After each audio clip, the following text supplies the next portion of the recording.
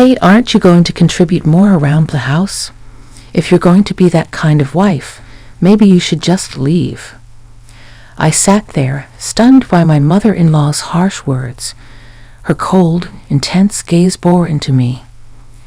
Francisco has us, and we don't need you anymore. You always look tired and seem to accomplish nothing, chimed in my unhelpful sister-in-law with a dismissive tone. This is too much. Francisco, don't you think your mother and sister are going overboard? I pleaded. I'm doing my best. When I sought help from my husband, he responded with a demeaning attitude.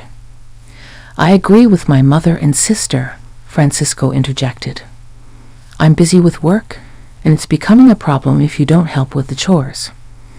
Besides, my relationship with the new part-time girl is progressing, and you're just baggage. Can you quickly pack and live somewhere else? Shocked by Francisco's words, I glanced at the three of them. They all seemed to blame me. A surge of rage welled up in my chest. I took a deep breath, calmed myself, and said, I understand. I need some time. My in-laws, who had once relied on me, were now falling apart. My name is Michelle, and I'm 32 years old.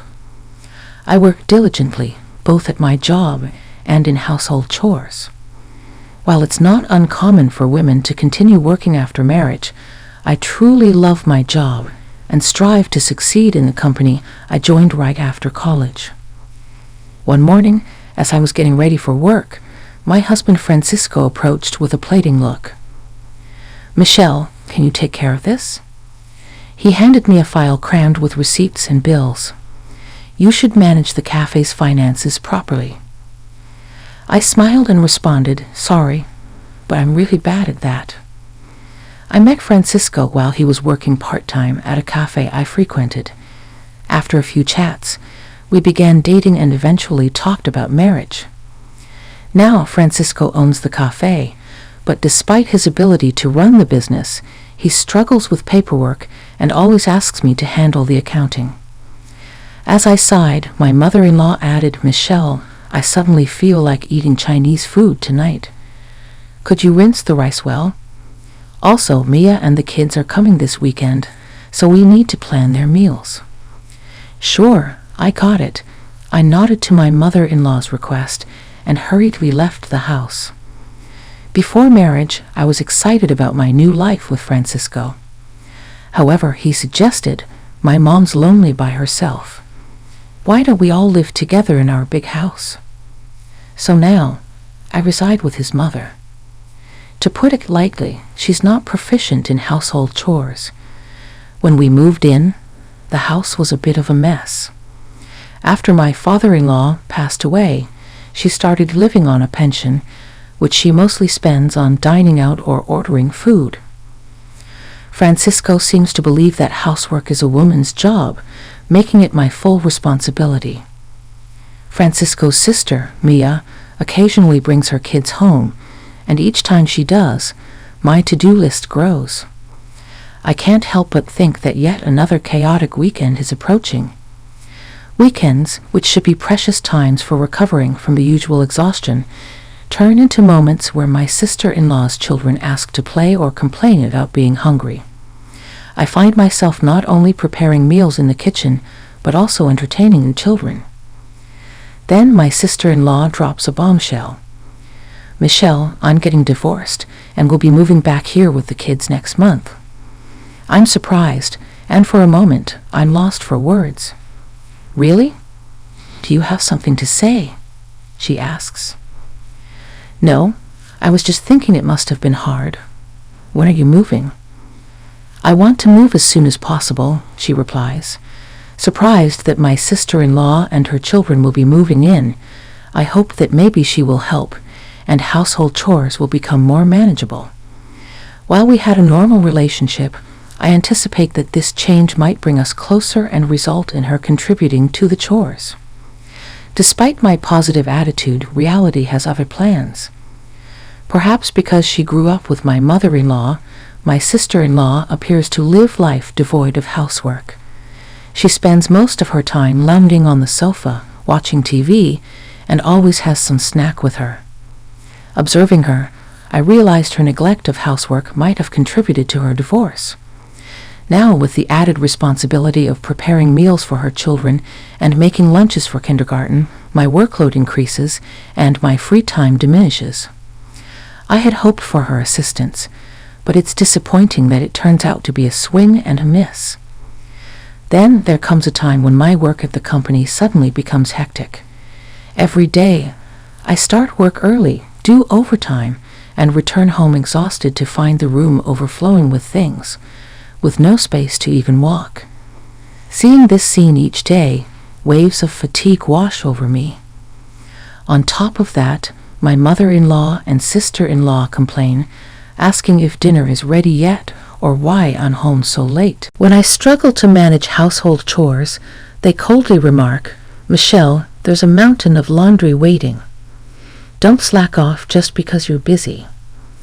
I internally protest, "Mother-in-law, I'm really trying my best."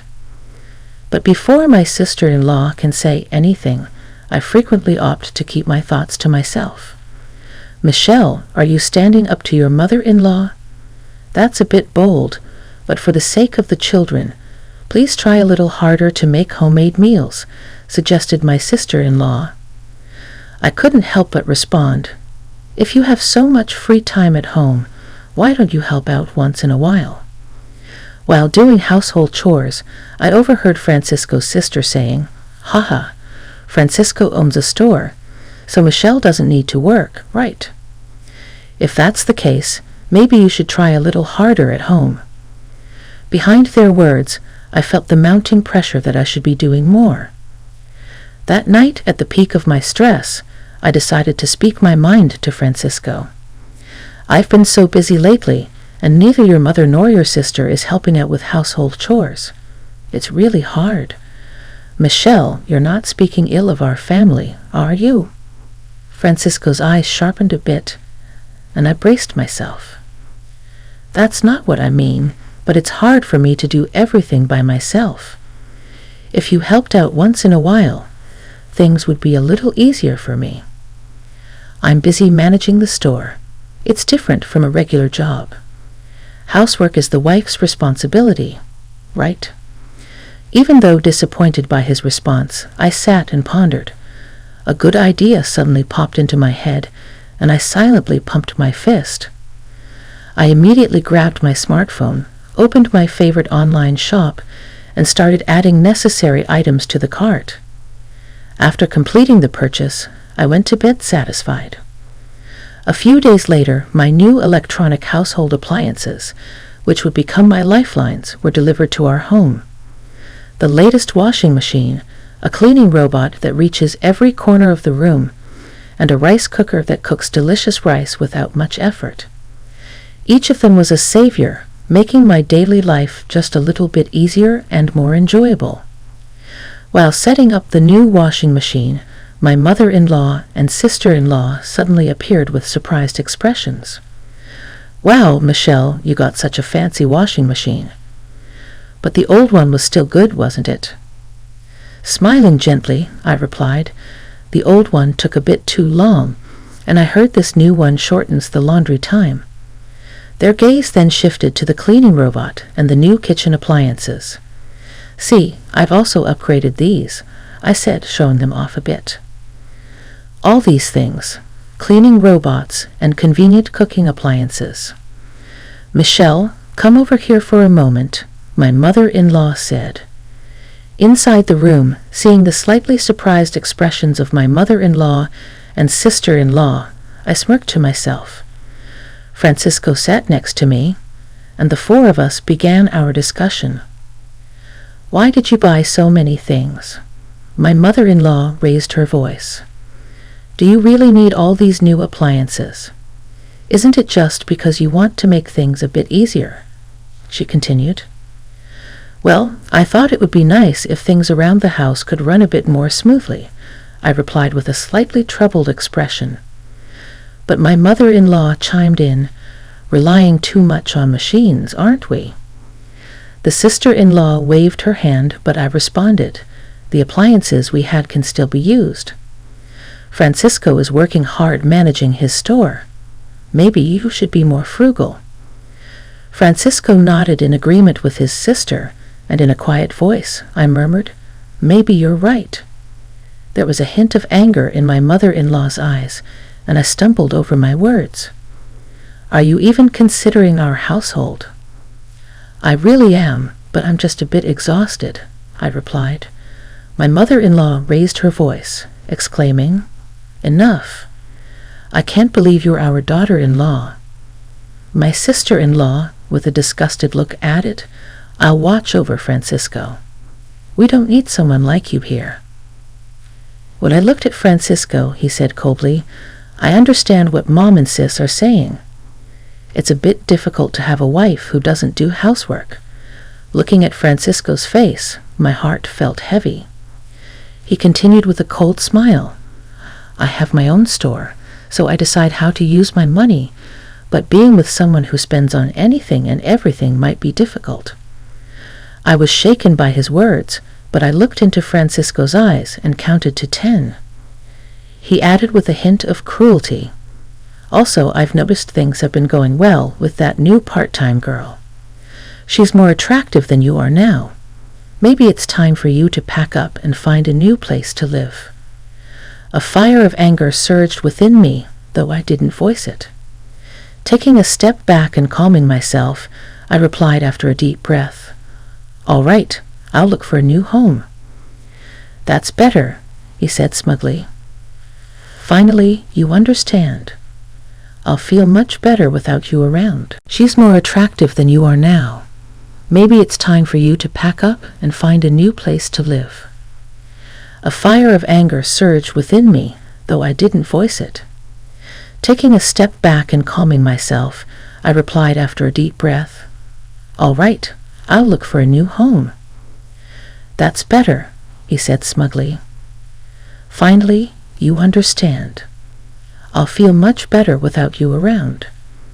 Francisco signed the divorce papers that night, and I moved to a nearby weekly rental apartment with just the bare essentials and the divorce papers.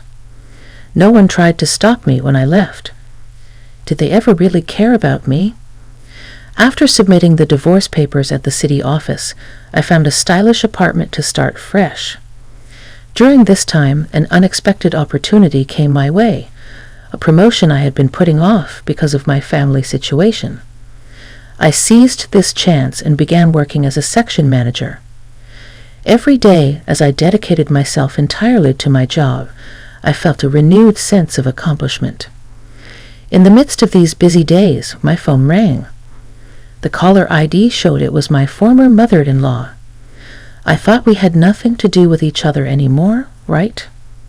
Without checking her message, I swiped to dismiss the call. My new life had begun, and I wouldn't look back at the past. A year flew by. One weekend, as I was relaxing in my room, listening to my favorite music, my phone rang again. To my surprise, it was my former mother-in-law. Wondering what she wanted after all this time, I picked up. "Hello, is something wrong?" "Michelle, I finally got through. I didn't think you would answer after so many calls." "Well, it's been a while. What's going on?" I asked. She hesitated for a moment, then asked, "How's your new life?" Despite her probing tone, I replied cheerfully, "It's great. I love my new apartment, and work is going smoothly. I even got promoted, and I'm living freely." "That's good, Michelle. Can you come back home?" I was taken aback and blurted out, "Why?" "We're struggling financially."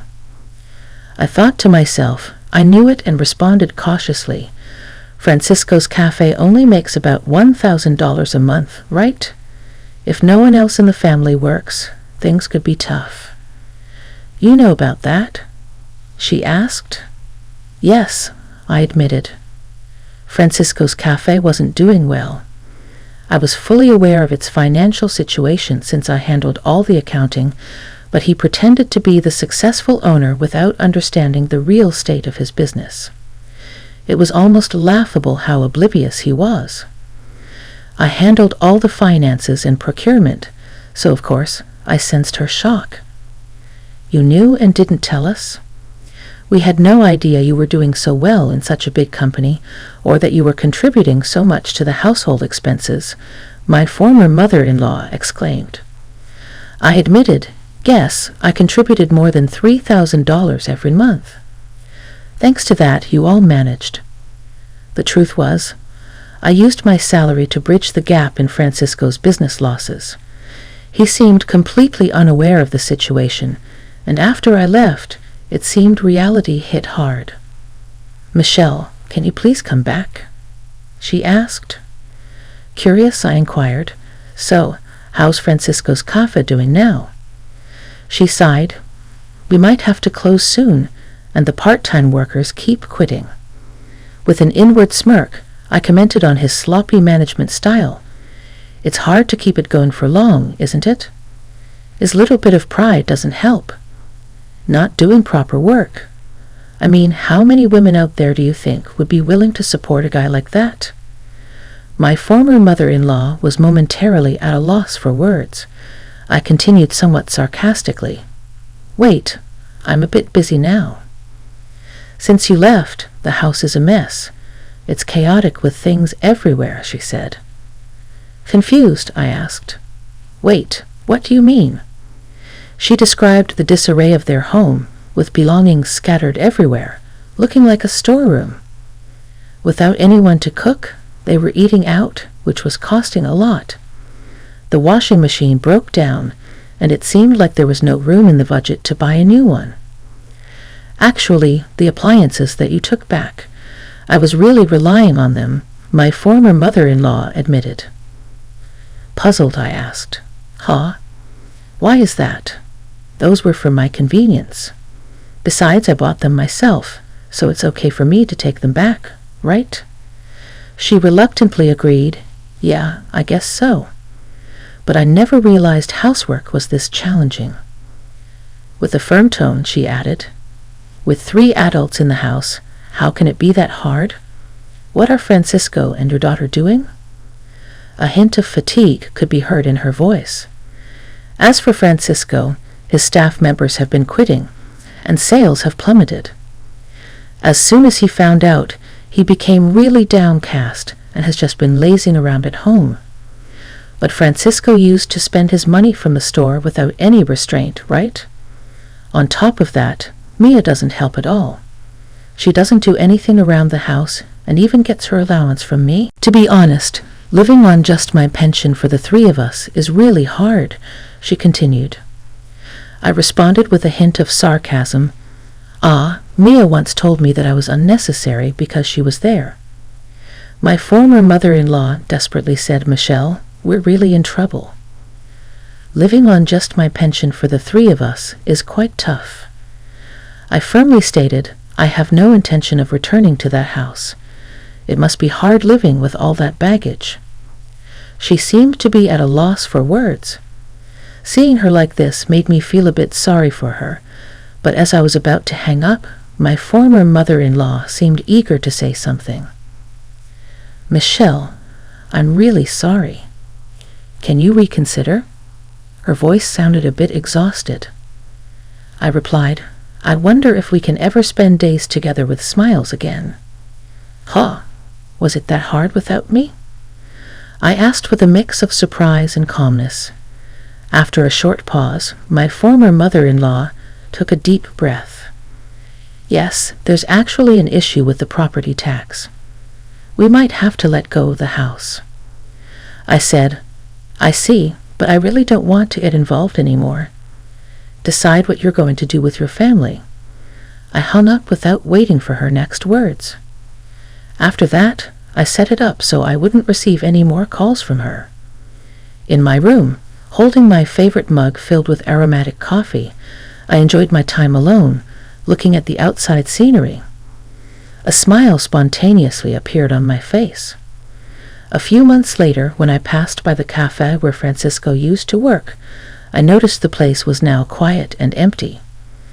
Recalling its past liveliness, I felt a bit nostalgic. It seems they really closed the shop. While walking around the old town, I became curious about my former in-laws' house and saw a sold sign. Coincidentally, I bumped into an old neighbor in town. According to her, the three had quickly sold their house and moved to a small apartment nearby. In their new home, there were always loud arguments and even the smell of garbage. It seems the neighbors are quite bothered, and it has become a bit of local gossip. I thought it must be tough for them, but with a bit of effort, life can change. I wondered why they don't try. As I gazed at the old house, these thoughts wandered in my mind. A lot has happened to me since then, but I'm living each day to the fullest.